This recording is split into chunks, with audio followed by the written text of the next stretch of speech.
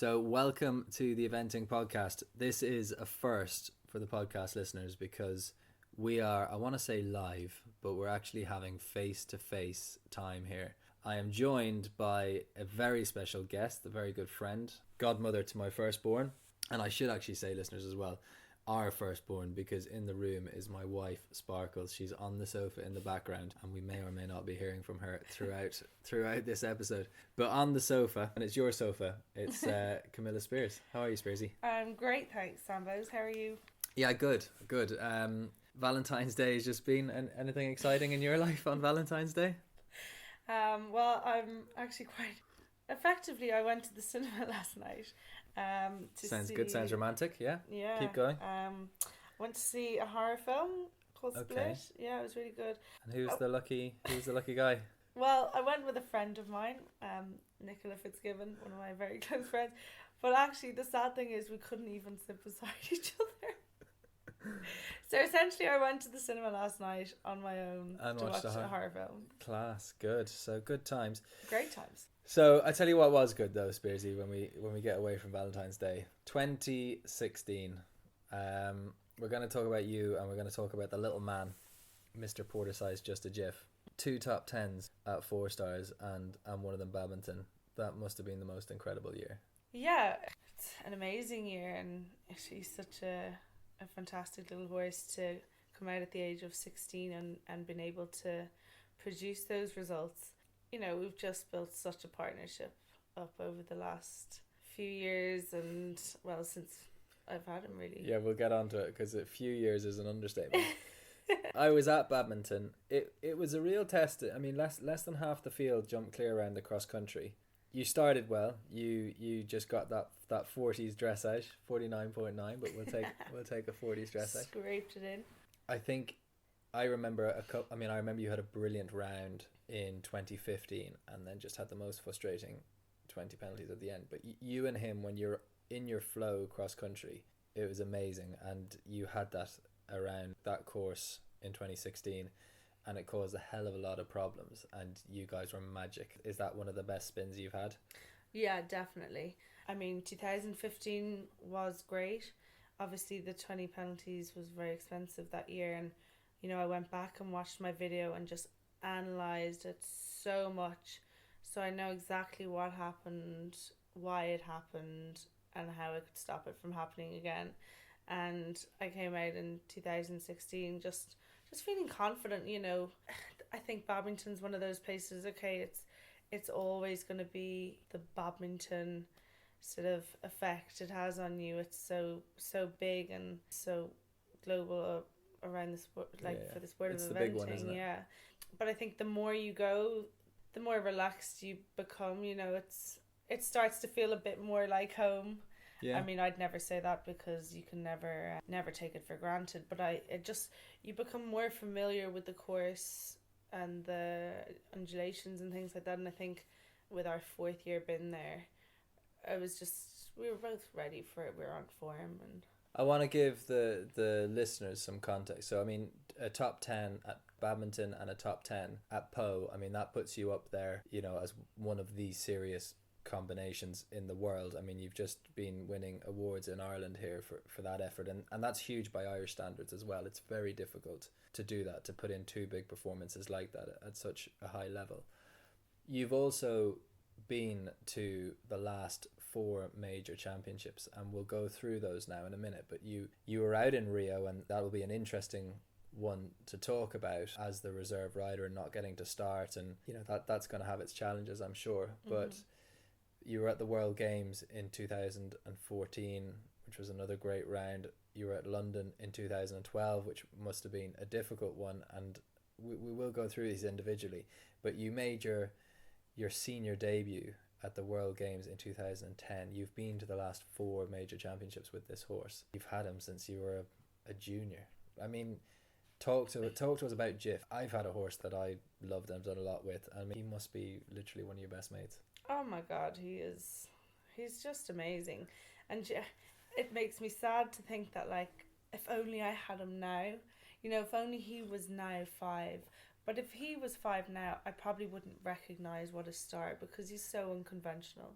You know, he was the horse that, well, pony. You know, we bought him. He was a 4-year-old of Richard and Deirdre Burns in Galway, and we bought him for me to do ponies with, and I just, you know, I loved him straight away. But you know, you don't look at a pony or a horse like that and say, this is my Olympic horse. You know, you look at them and go, I love my pony, this is my pony. So he measured out as a 5-year-old, so we decided we'd do juniors. It was sort of the same level, and he was going to be a nice junior horse. So, and he was 6 years old when he was doing this. Yeah.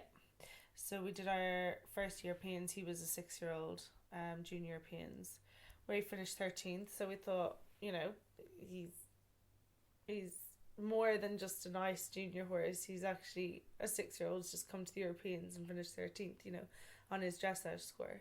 And again, it just sort of happened like that as we progressed up to young riders. He just found it so easy. I did my first 3-star then, I remember, in Tats. It was a Nations Cup. He did an okay test, clear cross country, and I think we had 1 down, but we finished 9th. It was top 10 result, and that was kind of the moment. I think I was 18 or 17, and it was sort of a bit like, this is quite surreal. Yeah, let's put this in context. I mean, Jiff is 6, and you're doing juniors, and you're whatever age you are. I mean, you're pretty much about as young as him, like about 16 or something ridiculous. But then, I mean, he goes to first. He wins an international as a 6-year-old at Tats. Mm-hmm. As a 7-year-old, you do the juniors again, but you also go to Le Lion d'Angers. So, you know, you're a junior, and then you rock up to the World Championships for 7-year-olds. And then you just start casually talking about you do the Young Riders in 2008 at Kreutz. So you've made that's your second 2-star championship. Yeah. The horse is only 8. And then you go to Belton when he's 9. And you do more than Belton. You end up going to Buccalo. You've done another Young Rider. So in 4 years, Jiff has done 2 junior Europeans, 2 Young Riders, Le Lion d'Angers, so World Championships for 7-year-olds. So he's done 5 championships in 4 years, and he's also competing at 3-star. And you're young, and he's young.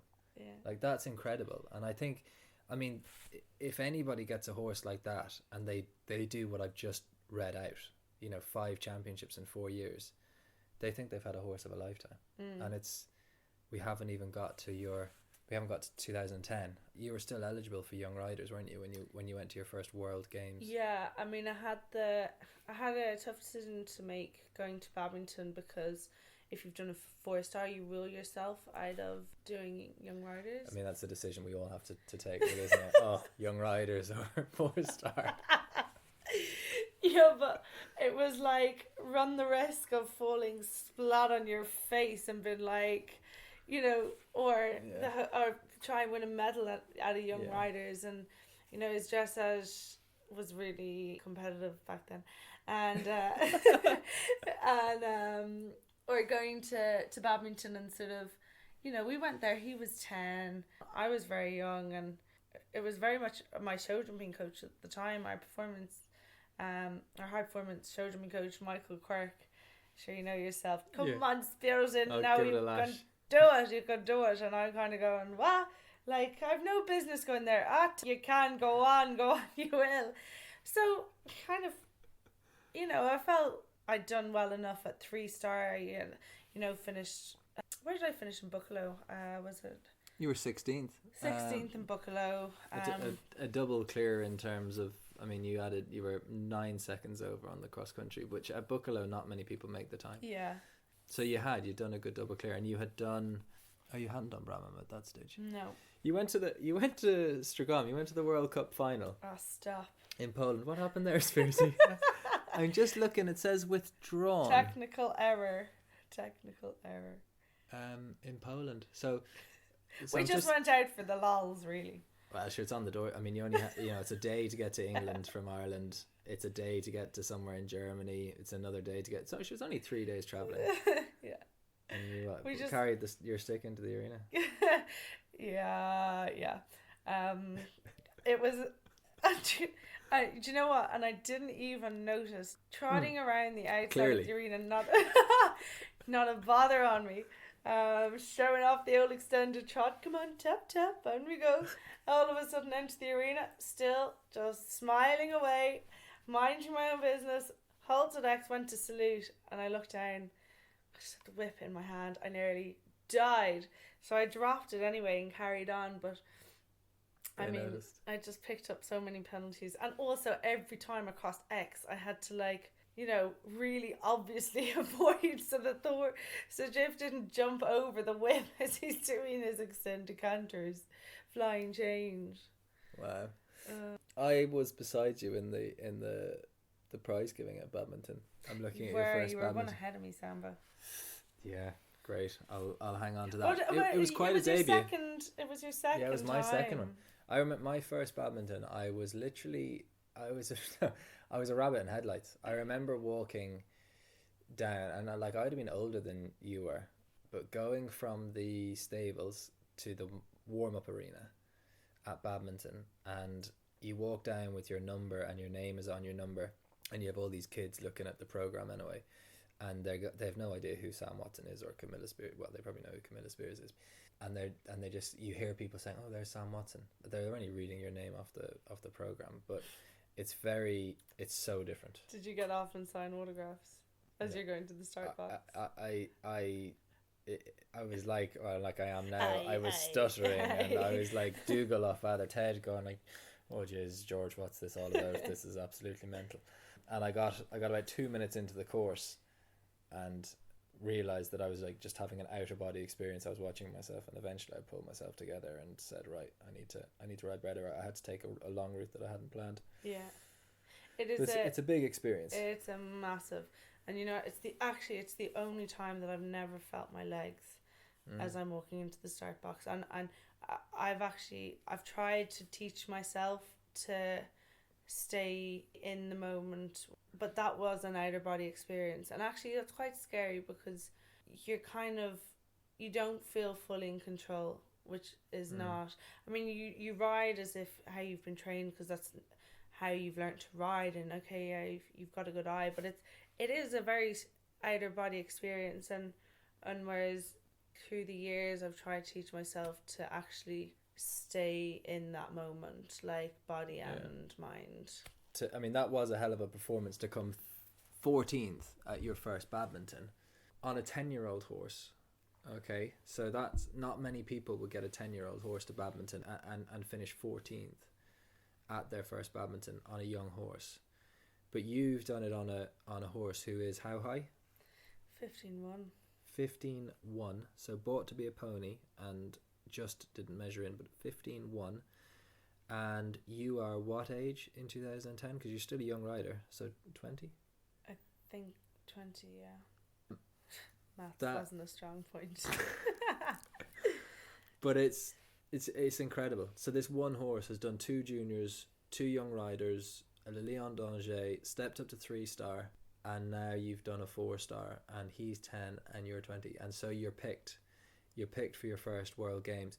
But the point I want to make here is what an unbelievable upward curve you've gone on. So 1-star through to 4-star in 4 seasons, so literally 1, 2, 3, 4-star in 4 consecutive seasons. And WEG 2010, it's the start of what, in probably looking back, was the 2 years that may have made you, but it probably at some points you thought it was going to break you.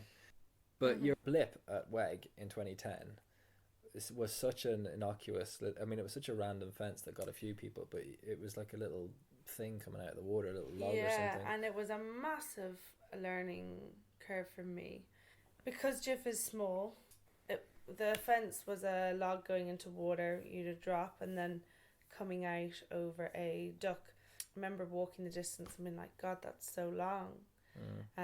Especially early on in the course, it just felt like a really long distance, and it was on a dog leg, so I thought, okay, I'm gonna stay out a little bit and add a stride, and that just doesn't suit Jiff. Jiff's so springy, and he came out so fresh out the start box, and we were competitive out the start box. So we had him, he was going forward, he was travelling, and came to fence number 5 and lovely big jump in. And that's where, I didn't have the experience or the confidence to call that shot and say, okay, we've jumped in, we've had a great jump. Do you know what? I'm actually going to just take my line in and ride positively through. I was still fixated on adding that stride. And sure, look, I got underneath the fence and we tipped up. I mean, the horse was absolutely fine. It was very, as you say, yeah. It was a soft foot. It was a very soft, yeah. And it wasn't fast, because I'd killed the canter so much. But I mean, you're a young rider at the World Games. You want to have a plan and stick to. I mean, if anything gives you comfort in that situation, it's going right. I've got a plan and I'll stick to it. You at that age, you probably look for it, but you're so right to highlight it and to say it, that actually, no, cross country is instinctive. Cross country is about the rhythm. It's about being on the right line and having the right canter. It must knock you, because the next season you'd had such a good badminton in 2010, and then the badminton, the 2011 badminton, that wasn't like a tough fall. I have never seen it, but it was. I mean, were you in a helicopter at one stage? I was airlifted off to hospital, and at the point, a very, very, very different fall. Yeah. And it was sort of half the way round, where Jiff was still very fresh, but he was keen, and it was coming to the water complex in Badminton, the Mitsubishi water complex. So the 2 trucks backed up, and you jump the flower bed, just a fence on its own. Well, Speirsy rocks in like she's driving some sort of little sports car, 100 miles an hour. I just didn't set him up and sort of explain to him maybe what was required, and he came in ears pricked, and we just met the fence wrong and had a proper tip up. But again, very different fall, and I put my hands up and say, and this is the thing with Jiff. I always say, God, I'd love to have him now. I'd love to ride him as a 6-year-old now, knowing what I've learnt. But he's taught me everything I know because I can make those mistakes on him, and he'll never turn around and be offended. He'll be like, okay, okay, Mom. Yeah, well, I mean, get yourself together. We have another big event coming up. He's just the little guy that has his ears pricked and is just, come on, let's rock on. He loves his job. And that's why I've had such a great opportunity to going back and making the mistakes, because, I've made them all on him, because at that level, he has been the only horse really that I've had consistently up there. So I owe him an awful lot. I'm only realising now how much you set the record straight after badminton, because you went to Bramham and you were second. Yeah. 46 dressage, clear inside the time cross country. So that's quite a way to set the record straight. You then go to Hopetoun and you were third there at 43 dressage. Your dressage was a lot better back then, wasn't it? So was mine. I think you won the class on like a 40, didn't you? Yeah, I did actually. Thanks for pointing that out. Yeah, I did win Hopetoun. 100% strike rate there. Then you go to Le Moulin, to the Europeans, and you were great there. I do remember that round. You were clear. Yeah, it was. I remember that European. It was frustrating in terms of, obviously, I was chosen as an individual, which I was happy about, because given my performances at badminton and WAG the year before, I was really grateful to be there and excited to be there, but the pressure was sort of off. Yeah. But the reason I say it's frustrating was because he went so well. Yeah. And it would have been great to sort of have that as an including score. But I mean, that's sport, like. But no, he was brilliant there. I think we would have qualified for the that was when I was back being a pain for Team Ireland, because I tried to break a gate in 2010 at WEG, and that cost us Olympic qualification. And then come here, George, stop anyway, yeah. So we that was back in the days when we had to absolutely chase our tails to get Olympic qualification. And if you had been in the team, we would have sailed through at Le Moulin, but alas, it wasn't to be. And you then went and you had that great result in Buccalo, second at Buccalo, finished on your dressage score of 48. That was a huge performance. So, I mean, 2011, you set the record straight. I mean, you put badminton. I mean, I think that was a turning point. That was the first time that actually Olympic qualification I felt was entirely on my shoulders. Because I think there was only 3 of us that would be able to gain points because we already had points collected up that year. So we had to get them as individuals, and because I was one of the riders with points, I had to be sent off to Buccalo. I must say I was a bit like, it's the year before the Olympics. He's just put in amazing results to the Europeans. I was kind of like, God, I'd love to just wrap him up in cotton wool here and, you know, keep him nice and safe and sound, but it doesn't work like that. And that was probably one of the most special results I've ever had at a 3-star, because it was a huge, I mean, Buccalo. I just had to do it. You just, you know, you just had to get the result.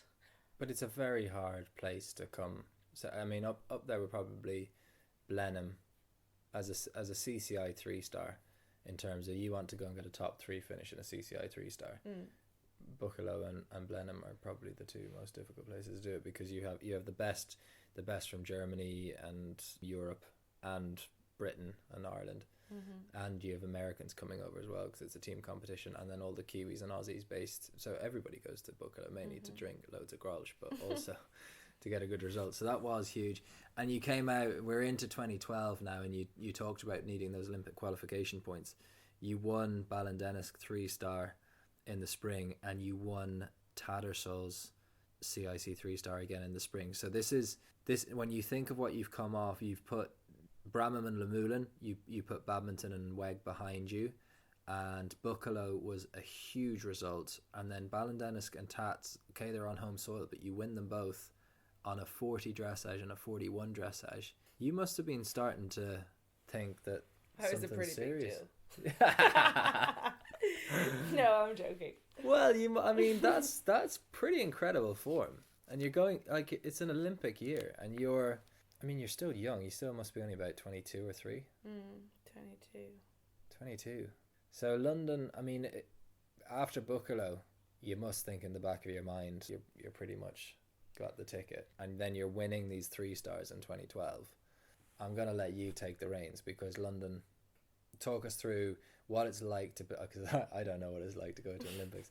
What's it like to be, you know, that Olympic year, getting picked, all of the hustle and bustle that goes around it, the fact that you're still very young for this sport to be at Olympic Games. Yeah, again, it was I mean, the build up to it was just, you know, when you're in contention and there's so much media attention because of the story behind us as well. Like, Jiff was my pony club pony. You know, any publication sees this as an opportunity to write a very sort of fairy tale story. Yeah, exactly. And what it is, really. And so there was lots of media attention, and then I still remained really, really focused. You know, I kind of changed up my diet so that I could be as light as I could for the horse, and we had a sports psychologist, and you know, I felt really focused.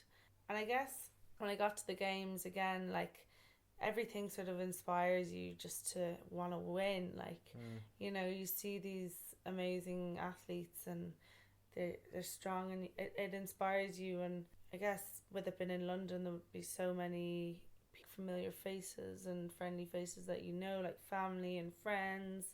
And so it was, I had put a lot of pressure on myself. Dressage went really well, finished a 48. You know, his dressage has never been easy. His trot work was amazing. I remember watching it. You were trending around where Ingrid Klimke was. He was 70s, I think. Yeah. But then his canter, like, he doesn't have an amazing canter, so that dropped us down. But I didn't even look at the screen once through my test, and I came out and I said to Ferdy, I was like, oh, that was, I don't know, I just felt like I had to work too hard, and he was like, that trot work was incredible. So no, I was delighted. The cross country was, you know, it was heartbreaking for me. It was probably one of the worst. It was the worst You were having a time great I've ever round. I mean, had you were in my having career. a great round. You had a fall. I mean, how close to home were you? You weren't that far from home. 3 fences from home. 3 fences from home. Yeah, but I mean, again, what I've learned and what I've taken from it, I kind of, like I say, I went out just competitive. I go cross country now and I really feel like the moment, whereas I went out to get inside the time. I didn't actually think, okay, you've got a really difficult hill coming up near the end, you need to conserve your energy, you need to, take it steady early on. And I literally just went out the start box, and it was, if you were watching it, I mean, it was so smooth, everything just came up perfectly. It was in a rhythm, it was balanced, it was quick, so it looked like, oh my god, like this kid's really giving it some crack. But then, yeah, 3 fences from home, there was a corner. It was hollow with a hedge then on top, so it was about hollow up to about your waist, and then the rest was hedge, and it was just in front of another hedge with the same leaves. And I don't know whether he just sort of came around the corner and he was tired at that point, and he must have thought it was a bank, because he went to bank it and he put his legs on it to jump off it, and then the legs went in, obviously, because it was hollow, and he fell on his side, and I was still underneath. So it wasn't like it was a fast fall, it wasn't a reckless fall whereby I was like catapulted out. It was actually just like a real misjudgment of a tired horse, and he fell, so I was underneath him, and yeah, it was That's just got to be a hard moment. Like horrendous. Everything you've been through with him. I mean, you're now, we know the story from juniors through to badminton at Worlds, now in Olympic Games, and now your best mate, as we know, is on the deck in London. That's hard. And the scary thing was that he stayed down. I was underneath him, like my feet were still in the stirrups, and he was lying there and just like out of breath, and I never felt so guilty in all my life. Sorry. Yeah, but you can. You always. Any good athlete is always going to put the blame on themselves when something like that happens. Yeah. But it is part of the sport. It's part of. I always think that sometimes we look for too many lessons to learn as well. I mean, you've been really good at that the whole way through this. Whether it was WEG or badminton, or that you're saying what you've learned from it. That's completely natural. Like you have to. That's what you do in any kind of walk of life. But sometimes these things just happen. Like this, it highlights. I think it highlights the risks in this sport and what a tough sport it is. But I also think, and it's great because we've got to London, and we get beyond London, because we can get back thinking to 2016, 4 years later, and the fact that this horse has come back from that moment to yeah, that's one of those moments he's like, for God's sake, Mom. But it's hard. I mean, you were so shook. I mean, I remember talking to you in this house about Christmas time, 2012, and it was a long recovery for Jiff after that as well. Oh yeah, I mean, I moved my entire yard to England because he couldn't come home. He had to stay in England. And you said, look, he might come back and do a couple of OIs or something, and that's always a natural reaction. And he was now part of the family, and I mean, with any horse anyway, you're not going to push them. But at that point, you thought, that's it. That's probably his top level career gone. You made your comeback. I think it was a winning international comeback. Ballondennis, yeah, that was a great moment. That was my winning my gold medal at the Olympics. To come back, yeah. Because I had my worst back, and I think a lot of people who didn't realise the extent of his injuries kind of saw me in a 2-star and thought, chancy bitch. But the fact that, he'd come back to even do a dressage test, to even be fit enough to do a 2-star. And then on back to Buccalow. Yeah, back to Buccalow. And it was Mum, actually, she watches him, I was feeling him, and I was like, is it too soon? I don't want to go and have another fall at that point. Like, my confidence was still pretty low, and went to Bucklow then. Just no pressure. Just enjoy it and have fun. There's no Olympic qualification on your shoulder. You don't have to go and win it. Just go and enjoy your round like you have done every other round in the past on them. And I did. I set out really steady. I remember you rang me literally just after. I was like, that was amazing. Yeah. We just set out really steady, and then it just built and built and built and built and built. It was like still really close to the time, I remember, because I didn't even wear a watch, but I rode like into my own and his own rhythm. I know, I'm actually looking at all of your rounds since then, and I remember them. I mean, there was Samura the following year, and then the badminton rounds that we were talking about. Yeah. I think it was from that moment on that you absolutely found what rhythm is all about. Like, it has been amazing to watch you, and we'll get actually onto the two really tough questions. But just to go back, I think at a young age, it's, you're so competitive to the point that it can almost blind you, and that's a lot what it was. I'm now more comfortable in myself. I know my own style of riding. I know what rhythm suits the horse. Some horses can be a bit cold. You have to set out with like a real purpose out the start box and then settle down, whereas Jiff likes to start off and it's steady and then build and build and build, and he thrives on that, and at the end of the course he's tanking me over the last few fences. He certainly doesn't know he's 15-1. I mean, the for 16 years old. I mean, I remember there was a year, it must have been the 2015 year at badminton, you were using a lot of fences with undulations, and people walking a 4-stride distance or something and thinking, that's regular, but with the undulations it rode really long, and there were big horses putting in an extra stride, and Jiff came through doing it on the easiest 4 strides you've ever seen. But you were just in your rhythm.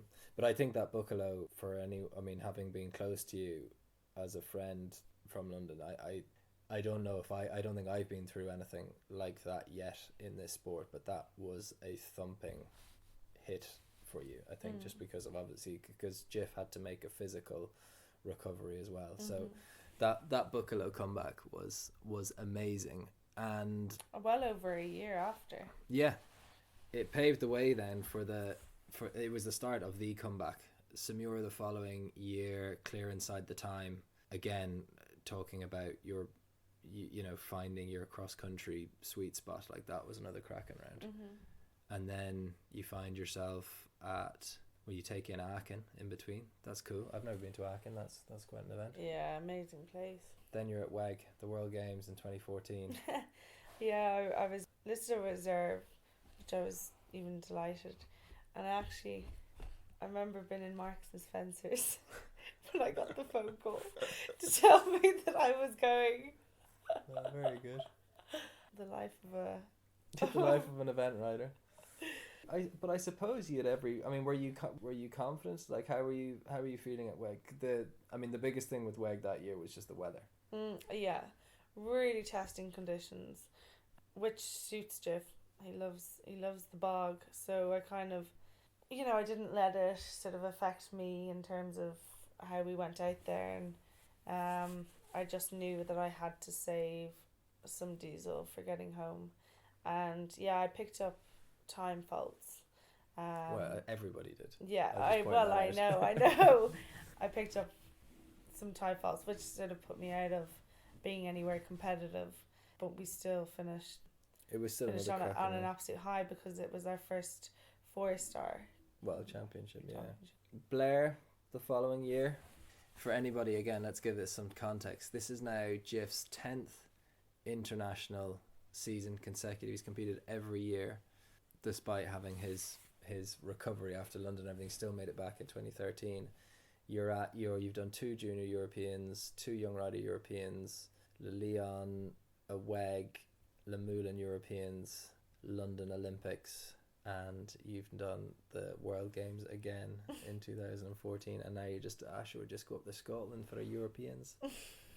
Again, this is an interesting one, okay, because obviously you and him have been through lots, but you're picked as an individual here, and then we'll get on to being reserve for Rio. Is that like we started with, and we will finish with the high of this year and the 4-star achievements?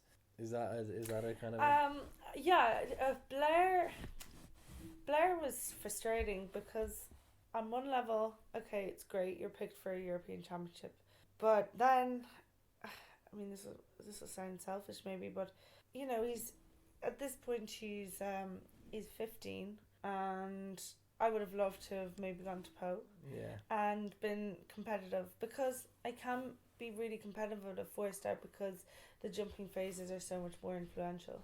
I guess what people didn't realise that how influential the cross country was going to be in Blair. Again, it would have been amazing to have been on that team, but you know, you can't predict the future and say that the cross country is, you know, it's going to be a dressage competition. It is a championship, and they always find a way of causing problems. But I guess there's still there just wasn't the belief that maybe that we could still do it, and I knew I'd always have to battle that. But I think when you're young, you kind of, if you're left off a squad, okay, it's disappointing, but when you're a bit older and you know what you're capable of and you're left off a squad, it's a bit like, you know, it's frustrating, because again, time's running out, the worst isn't getting any younger, and you know, you'd love to be on that team and be really competitive. So it was still, look, it was amazing to be at a Europeans. And then with Rio, I mean, that's another story entirely. It's again another very tough call. I mean, I don't think anyone thought the cross country was going to be as influential. For me, Jiff absolutely loves Pierre Michelet tracks. I knew it was going to, like, Pierre Michelet is going to take that opportunity and run with it. And my God, he did. And I would have just loved to have got out there, and because, like, he did badminton. Like, when you say he did badminton, we're talking in 2016, he was 9th at badminton. He was 9th at badminton. Like, double clear, was on the most amazing form. And we let him down then on a break, and we got that result in Po, but that was supposed to be our Rio result. And that's what's a little bit frustrating. You know, it didn't happen by chance. It happened because, so I've learned every lesson I could have over the years, and Po was the clearest thing, the clearest cross country course I've ever ridden, the clearest show jumping round I've ever ridden. Like, it was just brilliant. It was magic, and it would have been amazing to have shown what we could have done at an Olympics again. But you know, I still feel I had the opportunity to go to Olympics and really enjoyed it, and our teammates, they were fantastic. Like, we all got on really well. It was a great place, but it was hard to, you still have to be, and I was happy to be, and I was 100% behind them, but you have to be the rock, because although you're the reserve, you're not the only vulnerable one. There's people on the team that have like a massive task ahead of them and a lot of pressure, so you have to be their rock and be with them 100% behind them, and supportive of them, and feel like still such a massive part of that team. Yeah, well, you were, and everybody came back and said that as well, and I just have to say that going through it like that, and I know that we see each other all the time and we're good friends, and in one sense we know what each other's been through, but I don't know if anyone, firstly, your story, we're talking about 11 international seasons with this most incredible horse, and the Irish love him, but I know he's a celebrity in Holland because of his 2 Buccolo results, and I know in America, I mean, anyone who's seen Jiff in action has fallen in love with him. And I think the story of you two is amazing, but I think what you had to overcome in the middle was really tough and amazing to do that. And then also how difficult this, I mean, they say it takes, you know, a long time to build a reputation and a day to lose it. And I'm so glad you did it. Like, this year was just, there was no, badminton wasn't a fluke because you did it at Po, and we all know it wasn't a fluke anyway, because you've been riding him. You know, you two have been on fire since then. But to do what you've done this year has been incredible, and it's just a huge achievement. And God, did you just give me a compliment? Yeah, Sam? I think I did somewhere there. Can I just write that down? Have you got a pen? It'll be going out on a podcast. You can listen to it again. Yeah. So look, I hope can't wait for 2017. Yeah. He's in good form. He's in great form. I think what helps is when you've got a horse like that, you can actually mind him. You know, when they're 10, you kind of have to run to for everyone to get experience, for you, the horse. Whereas now, I mean, he only ran 5 times last year, and 1 was an intermediate. 2 were CIC 3-star runs, and 2 4-stars. Just the 2 top 10s. So I mean, this year it's the same sort of plan. Just, you know, take into account how he's feeling at each outing. He'll probably go and do a CIC 3-star early on in the spring and see how he feels. But at this stage, like, he doesn't owe me anything, and I know the horse so well. I'll know to make the call, like, we're ready 100%, or, you know, maybe we'll do a CCI 3-star or a CIC 3-star. But I'm really excited. I mean, just every day, he's just such a special horse. Like, that's an understatement. Yeah, he that really sentence is. didn't really come out there, though. He means the world to you. He does. He means everything. And, you know, like, he's the one that's given me this sort of love of competing and eventing, and that's why ultimately I'd love to build my career around that, and like, I owe so much to him. Well, awesome, Speirsy. It's been great chatting to you. It's just a great story, whether you're a 12-year-old kid wanting to aspire to do great things, or whether you're someone who's been around in eventing all their life. I think it's just an awesome story. So thank you for sharing it with us. And not at all, my pleasure. Thank you for having me on. We can't wait to see you and Jiffy out again this year in 2017, and the amazing story continues. So, podcast listeners, thank you for tuning in, and follow us on Facebook and Twitter and all the stuff that Nicole usually tells you and that I'm terrible at. But thank you for listening, and join us again soon.